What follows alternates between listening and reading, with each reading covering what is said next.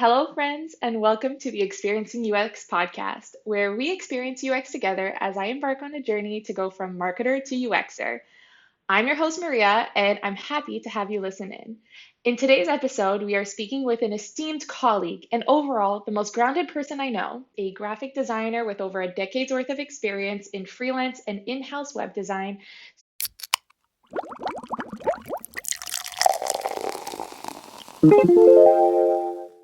With no further ado, I'm so happy to introduce you, Vernon Villanueva.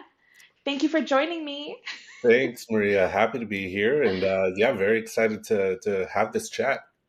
Oh, thank you so much. And in today's episode specifically, we're going to be diving into your journey as a designer, the good, the bad, and the ugly when it comes to website updates, career expectations, because I honestly, like I said before, I really love your advice on that, and also your fave website, which is somewhat and a website I've never heard of and an app that I never heard of. So I'm looking forward to diving into that towards the end. Does that sound good to you?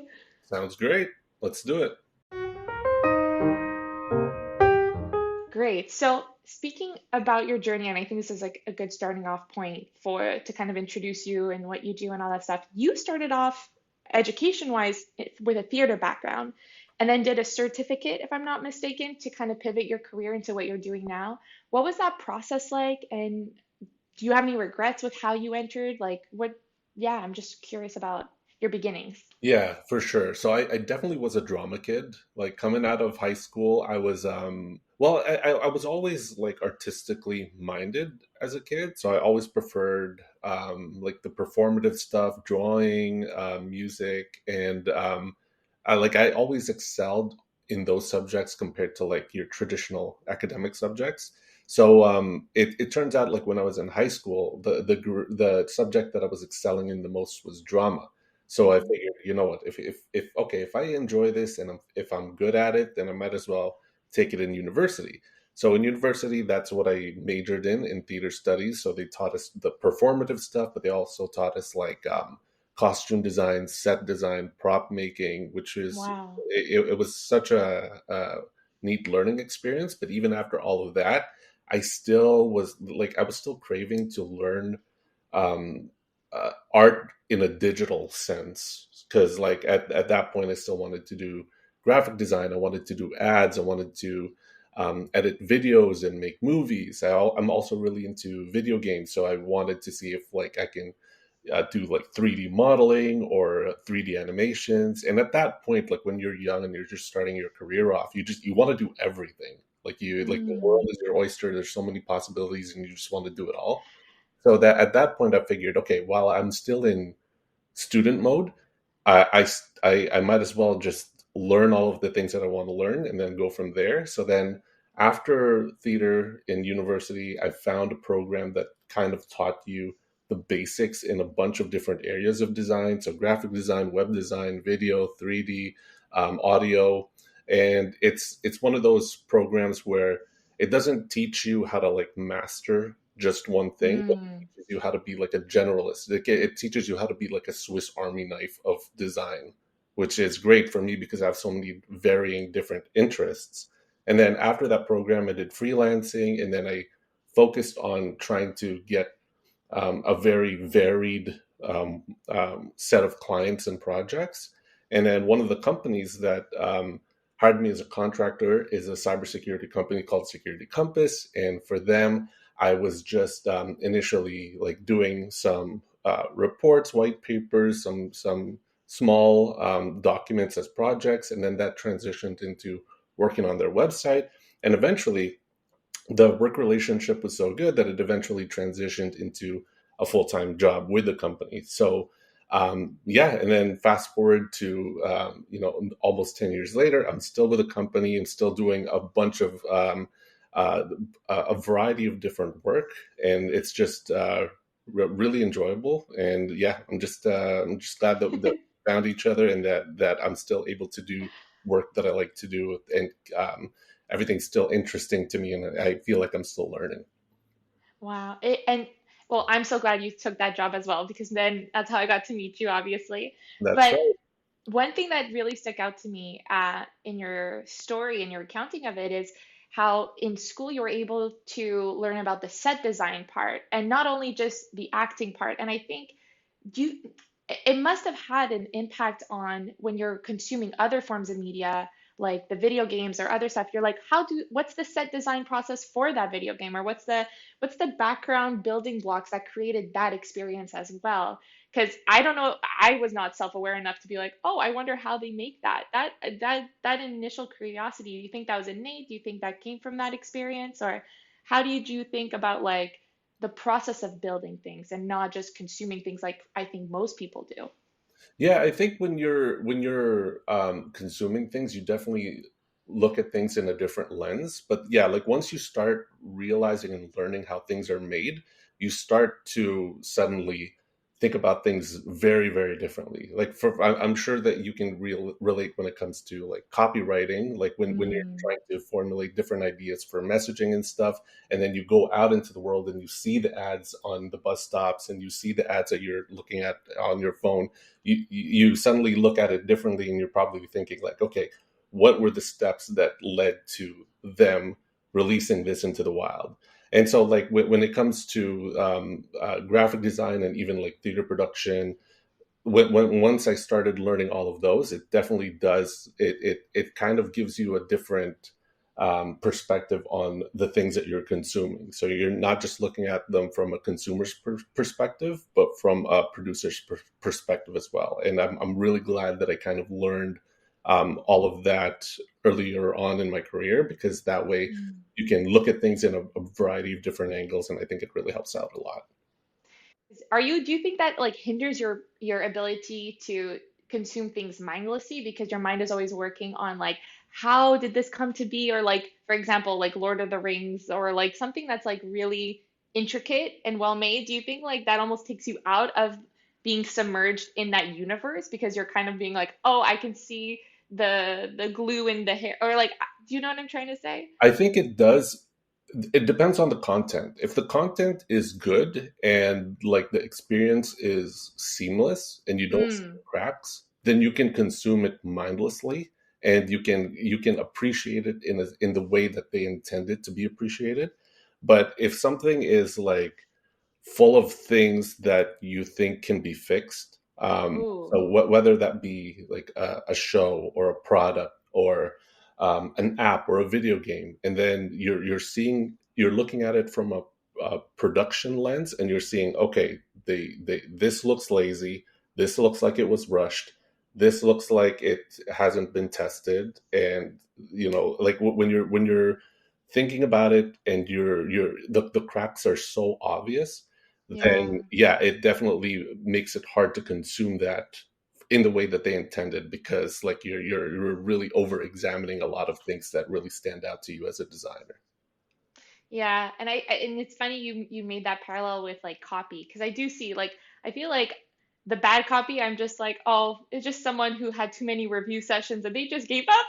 And they were just, but you're right, like when it is good copy or when it's good anything, it is kind of a seamless experience because you feel the love behind it, and then afterwards your brain kind of clicks like, oh, this was made with a lot of attention and care to the point where I'm able to just experience it without overthinking it or without picking it apart because it achieved its goal in like communicating something to me first. For sure, yeah. I think that's like the main tenet of user experience is if the Hmm. user can't distinguish it, or like if it doesn't stand out to them, then that means it's a good user experience, because they're just getting the message, they're getting the story, or they're getting the emotion. They're not really looking at the design, because the design is just a vehicle for all of the important things. Yeah. Exactly. And I guess for someone who's been in graphic design in that creative space for a decade, like UX is relatively new, or at least it's coming to the forefront, I would say, in the last few years. Like, did that pop up on your radar when that started becoming a popular term to use? Like, what's your take on it as someone in graphic design with such a rich background as you? Yeah, when I was coming out of college, like that was the buzzword, UX. Ah, A lot of my peers, they wanted to transition to that, because like at that point people were saying, oh, that's UX is the future, that's going to be That's where a lot of jobs are going to be headed. That's where the money's going to be. That's going to be in extremely high demand. So at first, I definitely was really interested in it, but the more that I thought about it, and I actually did do a UX training course before, and it made me just appreciate just how much work went into it. And Mm. but at the same time, it's one of those things where it's like if you're a UX designer, like you have to really really dedicate all your time and effort into just mastering that one thing. Like it's hard for me to imagine a UX designer that's a generalist as well. Uh, Ooh, that's so interesting, Vernon. I never thought of it that way. yeah, so it's like it just depends on your style and your preference and your interests. Yeah, like I feel like if you're gonna master something, Hmm. it'll be harder for you to be good or great in a bunch of other things because you're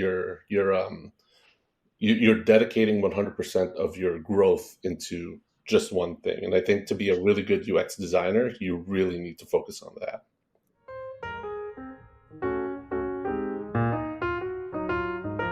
We're talking about how creative your job is, but you still have to go through really stringent constraints and a lot of having to deal with a lot of stakeholders. So, how do you, as a creative person, when it comes to these updates with a client, still maintain your core creative inside, but while also trying to work around the realities of having to exist within a brand or with a specific client? Yeah, for sure. I think it just all boils down to just sorting everything out. I think Hmm. when it comes to website updates or really anything, any large scale project, it just boils down to just pre-planning everything as thoroughly as possible, sorting out the scope in terms of the expectations at the end, what the goals are, the exact deliverables in every step, Hmm. the roles in every step. So who's doing what and who's in charge of what and who's approving what, and then Yeah. also the timelines, like when is everything expected to be delivered by, and what are the significant milestones in between. So I feel like once you nail all of that stuff out and create a really Hmm. good game plan and strategy, it doesn't eliminate all of the challenges, but it really mitigates all of the problems that you can run into from ground zero all the way to launch. And I think you hit on something, and then this is a common ground, I think, with UX is the project management of it all and the expectation management of it all.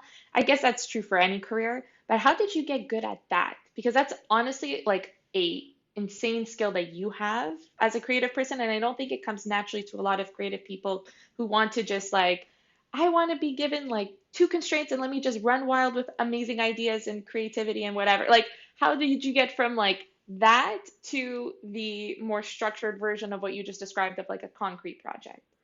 So I think that this is going to sound weird, but I think my secret sauce is that I'm kind of dumb. So it's like, What? no, so it's like the way I see it is that like for me, it's hard for me to just really absorb a lot of information at once. So for me, like in order for me to make things clear as to how I'm going to contribute and what my role in the project is and what the purpose of the project is, I have to like really, really, really break it down into like tiny molecular levels. So I need to like for Mm, me, it really helps for me to know every single task that's involved. It really helps for me to know like all of the dates that we're trying to hit. It really helps for me to know who I need to talk to, who's in charge of what, who's driving what, and like for me like having that like detailed clearly and having everybody who I'm working with be on that same page, it really helps me because like I think a lot of people might be able to process like large amounts of information better than me, but for me I know my weaknesses and I know I need things like extremely clear, and for me that helps me out, and knowing that need of mine and addressing that earlier on and asking the questions that I need to ask really helps out. So I think for me, I don't even know if I'm that good at Vernon. project management, but for me, like I know the things that I need, and I need to ask questions to get the stuff that I need. That's it. So I'm having an aha moment because I now realize why you're so good at giving advice. And it's because you're so honest with yourself and you're honest with everyone around you. And even in honesty, you can be misguided because I don't think you're dumb. I think you're just so honest with yourself and with the people around you that you don't make any assumptions, and that results in extremely clear communication of expectations and everything. And I think that's coming honestly just from a genuinely like an honest place where other people they're gonna lie to themselves or they're gonna lie to the other people and be like, or they're just gonna assume. And that's where projects start to unravel is in the assumptions of, oh, but I thought you meant this, or I thought this person was supposed to be involved, or in those assumptions, I think that's where the big website updates or big creative projects, yeah, they can go to shit. Yeah, I can relate because I was like that as well. And I think the earlier on you are in your process as a professional, so like if earlier on in your career, or if you just if you just jumped on a new team or a new workplace and you're new, suddenly you're like, maybe I shouldn't ask too many questions. I don't want Mm, to be seen as incompetent or not proficient. So earlier on, like in my early years in Security Compass, in the company now, like I would be a little bit more hesitant to ask questions because I'm thinking to myself, maybe I should already know this. Like maybe this information is something that needs to come from me. But like we've all been there. yeah, and it's hard, right? But like later on, as you get more comfortable in your role and you understand the process more and more, and you understand like what exactly it is that you need, then yeah, then you it doesn't it's not worth it to just think of your own insecurities, because like at the end of the day, it's just going to make your job harder, and nobody wants that. Yeah, and it sounds like, and I think that is so relatable. Most people feel that like sense of like having to prove yourself in the beginning, especially. But I think that is coming from a place where you're operating from fear, which is never a good place to operate from because then all your actions are stemming from a place of like disingenuity or like you're not being authentic to yourself. So it's Yeah. not going to actually move things forward. It's not going to help you grow as a professional, as a person or allow your team to know really what's up with you. And I think having that your perspective now 10 years later and how confident you are and how assured you are and like no, I'm going to communicate these details even if I might sound whatever way I might sound because at the end of the day I've put in the time and I've shown that I'm able to do the work. Now I just want to make sure that the projects get done efficiently. Where do you think in that 10-year span you made that shift from someone operating from fear to someone operating from confidence? Was there like a pivotal moment or? No, I don't think there's a pivotal moment, and I don't believe that there's ever a pivotal moment. I think it's like it's one of those things that you just it's like a muscle that you build up. Like when you Ooh. like think about it, like if you're going to the gym, there's no pivotal moment that you got ripped, right? Like there's no pivotal moment that you lost weight. It's like, one project after another. Like when you're done one project, there's a bunch of learnings. You know what to do better for next time. You'll either learn or you won't, and then the next time it'll be different, and then hopefully that's for the better. And then 5, 10, 20 projects down the line, suddenly like you understand a little bit more about what you need for yourself, and that causes a change in your behavior. So yeah, I don't think there's any pivotal moments. It's like I guess every moment is a pivotal moment, and you just need to like build yourself up incrementally. That that's really, really good advice, and that's true. I like that comparison to working out.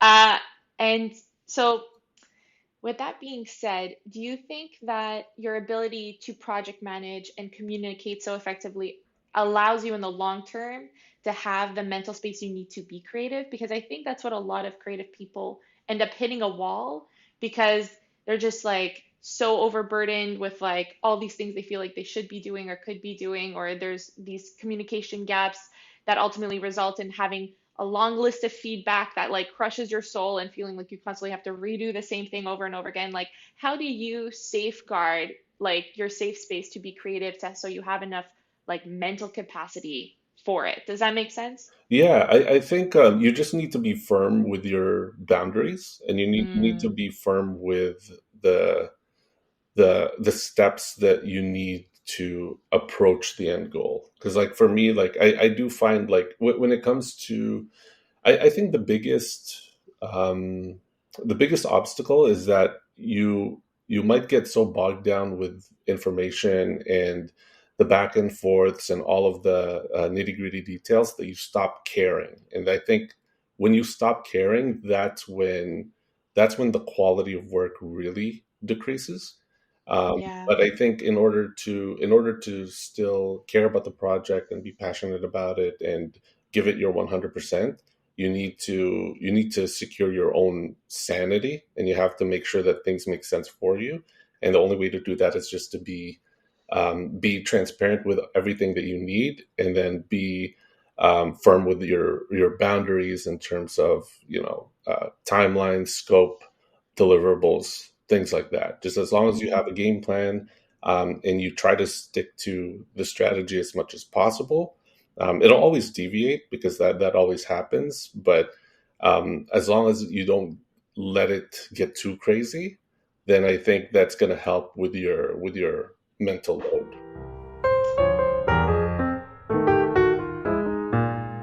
Yeah, and that just brings us right into the career expectations and third pillar of the topics I wanted to touch today, which touches on boundaries in the workplace, but also kind of just talks about like expectations with um, like stakeholders, I guess, and career expectations. And like there's this really big trend right now of like people being more and more disconnected to what they do. So I thought it was really interesting in your explanation that you mentioned you can't be so disconnected that you stop caring. How do you maintain that balance, and what does that boundaries look like for you, Vernon? Like that gentle balance of caring, but not caring to a point where you actually your emotions get involved and you get hurt. Yeah, for sure. No, I think for me, I try to focus on the things that I'm passionate about, and if I have anything that I'm really excited about or things that are really frustrating, no matter what it is, like if you have something that really affects you, I think it's good to be transparent about it. Like you have to tell the people that you're working with, because that's the only way that everybody can be on the same page. And if you're going to be respectful of your own boundaries, the only other way other people are going to be respectful of your boundaries is to let them know about the boundaries in the first place, and just Hmm. like communicate what it is that you need or don't need in order to um, for you to personally achieve success. Because if that's the case, then if you are successful, then the team is successful. That's how I find it. But yeah, like for me, it's just like focusing on the good stuff that excites me, and then if there's anything that is a problem for me in terms of the process of work, like I'll let that be known. Don't keep it to myself, and then Yeah. address it with a person I need to, or the people that I need to. So iron out all the wrinkles as much as possible. But to your earlier point, especially when you're new at a job, like you're operating from this place of fear, you're not always going to be able to like clearly communicate that. And then later on, it's hard to course correct boundaries.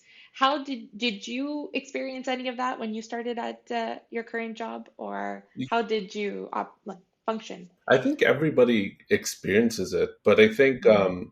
in order to break out of it, I think it just depends on personalities sometimes. I think for me, I'm not really that afraid of confrontation. Like I feel like there is healthy confrontation, and like as long as you're respectful, like it shouldn't be personal. It should just be like a disagreement in terms of workflow or processes or steps. It shouldn't be. It should just be like completely on game planning and not anything else. So if you think about it like that, if you think about it as like maybe your team is playing a sport, and you maybe you disagree on the strategy, but at the end of the day you want to agree on the strategy to win. And if you don't agree on a strategy, it's nothing personal. It's just like everybody wants to win, and everybody thinks that they can win in different ways sometimes. But as long as you align your goals and just buy into something, then you're good. I had a weird revelation as you were talking, and you described kind of like you described a distinction between the relationships you have at work and your actual job, like the task that you do. So for example, for you, it's like the graphic design that you do is like your art, is your thing that you're there to do. And then the relationships are merely there for to support you so that you can do that thing. You can do that graphic design, you can create those assets, right? Whereas because maybe I think because I've never really had a like intrinsic passion for words or like creating copy, I put all my emphasis on the relationships and I put all my emphasis on getting validation from those relationships, which ends up skewing my personal boundaries because then they end up morphing to reflect my source of validation. But if your source of validation is the actual work that you do, then it's a lot easier to protect that because that is like the static thing that you have control over. Whereas your relationship with people, it fluctuates. It's normal. We're all human beings. Hmm. But I think that leaves your boundaries to be reflected by that, which is they're going to end up fluctuating and not holding because in order for boundaries to be effective, they have to be static. So, Vernon, I think we've uncovered my issue with people pleasing. But you know what? It's Oh, you shit. just have to see the positives in everything, because in your case, like if you're a people pleaser, it's just because you want other people to, achieve their goals and you want them to succeed. But at the end of the day, like if you're part of a team, everybody just wants the whole team to succeed, and Hmm. sometimes you have to you have to weigh the balance of like personal success and team success, and then just see like what's the best way to move forward in your particular situation. Yeah. Yeah. And thank you for putting a positive spin on that. I appreciate it. You're always so positive. But yeah, no, I think, yeah, I think being more invested in the actual craft will allow me to create the parameters I need to get that craft done so that I can then just have people relationships with my peers as like a bonus as opposed to the only reason I show up to work as it currently is. So I think thank you for having this revelation with me. You are better than a therapist. I appreciate you. No, thank you for the chat, because yeah, like a lot of the times, like I think this is in my subconscious, but like voicing it out, Mm. it's like, oh, like yeah, I do think like this. I do think about it like that. Yeah, it definitely helps. And that brings us to our final little point that I like to like round out these conversations with, which is your favorite app or website. So you sent me Wise, which is something I've never heard of before. Could you like explain your reason why that's one of your favorites, and then I can like share some thoughts I had? Yeah, so Wise is like a digital wallet that allows you to like make and receive payments in different currencies. It's very similar to PayPal, right? But it's just, in my opinion, it's like PayPal but better and more user friendly. Mm. I don't know how you feel about finance apps and websites. I hate them. Like all of the banking websites, all of the banking apps, they're so like not user friendly and confusing, and like it doesn't make me feel good when I'm in them. Like I always feel like I have a headache after every time I finish Mm. with a banking app. But Wise is like it's the UX is super easy and simple to use, both on their desktop app and their mobile app. They make like numbers are not the sexiest thing to experience as a user, and it's hard to make it look nice. But in terms of the Wise app, like they actually make the numbers like really easily consumable. They know what the most important things to focus on, but at the same time they don't remove any details. Like they still they break down all of the math and equations behind the numbers and the exchanges and the fees and all of that. Like it's just, I just find, as a person who is just looking to understand the finances and the math behind my money, like it's super easy and user friendly. So yeah, it just it I hate a bunch of banking apps, but that one's like the standout to me. Yeah, and like, because you mentioned obviously trustworthiness is a huge one. I kind of wrote down like smooth transactions, clear messaging, and seamless journey flows are key to creating a sense of security Mhm. that users expect from financial apps. And I was just wondering, like, what made you feel like you needed to explore other options from the ones that you were using? Because that switch, that exertion of like trying a new product and like moving your money and all that stuff, like what was like the impetus for you? Well, I think I was using PayPal at first just because like PayPal is so popular. Like everybody knows PayPal, right? And then Hmm. I was I don't know. I just when I was using that, I just had this like lingering feeling that there's probably something better. Like there's probably something that's Wow. like more user friendly, and there's probably something that probably has like less like lower fees. And then Hmm. that's when I started to look around, and a lot of people were saying Wise. And then I figured, okay, I'll try it out just for like a transaction or two. And then yeah, I was just really happy with their interface, with their product. It's like you said, like when it comes to banking apps and finance apps, like security is number one. But to me, like security and Wise is like it doesn't feel intrusive. Like I feel like when I Mm. go into my like credit card or like banking websites, it's like it's so annoying. Like every single time, it's like two-factor authentication. I had one time where like it would send me a like um, a code to my email just to confirm my identity, but then it wouldn't go to my email, and then I had to call the bank just to sort it out. And then once you're logged in, it feels like you have like 10 seconds to do your thing. Otherwise, they're going to be like, "Oh, you haven't been active. Time to put in your password and your login again." And I find it like so intrusive. But with Wise, like it still has those authentications, and it still has those security guidelines to make you feel secure, but it doesn't impact the usability of the product. Yeah, and what I find so interesting about what you said, well, a few things. The first one that really stood out to me, though, was how lower fees was put in the same sentence as a good user experience. Like the amount of money they must like invest in those features, right? And those things that help differentiate them from the market. Mhm. That is as important as the experience on the app because that's what's going to keep you there. It's going to make you stay loyal to that brand.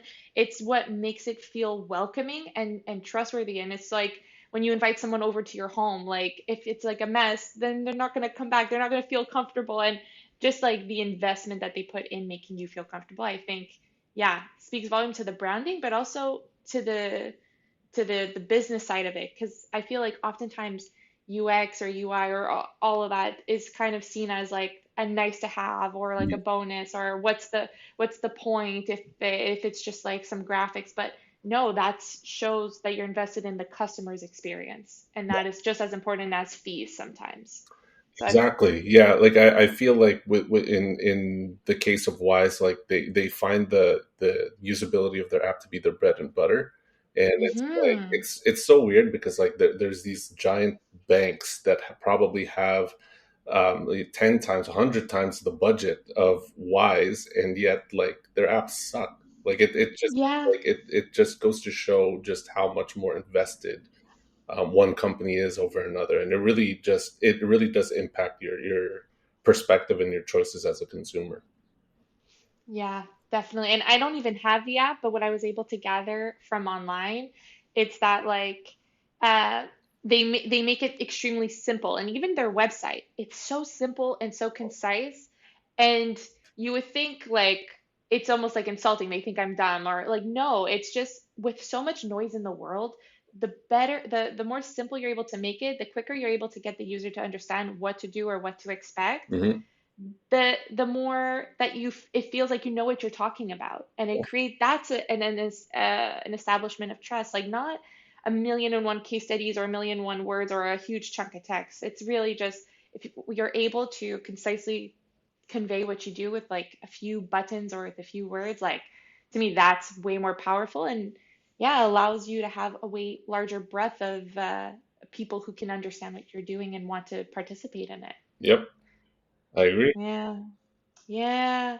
Well, Vernon, I just want to my words are escaping. I just wanted to say, Vernon, thank you so much for your time. I really appreciate it as always. And you are a wonderful guest and a wonderful human, and I want to say thank you very much. Oh, thank you. Appreciate the kind words. And yeah, this was really fun. I'm glad we had this chat. Same here. Thank you so much. Bye.